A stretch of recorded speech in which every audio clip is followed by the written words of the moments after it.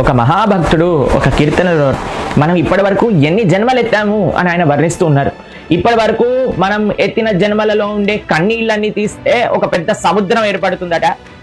ఇన్ని జన్మలలో మనకొచ్చిన శరీరాల్లో ఉండే ఆ చర్మాన్ని కానీ తీస్తే ఒక బ్రహ్మాండాన్ని మొత్తం కూడా కప్పేయచ్చట. మనం ఇన్ని జన్మలలో ఎత్తిన మన ఎముకలన్నీ తీస్తే ఒక మేరు పర్వతం అంతా అవుతుందట. మనం ఇన్ని జన్మలు ఎత్తిన తల్లిపాలు కానీ ఒక దగ్గర చేరుస్తే పాల సముద్రం అవుతుందట. అన్ని జన్మలు ఎత్తామటండి మనం.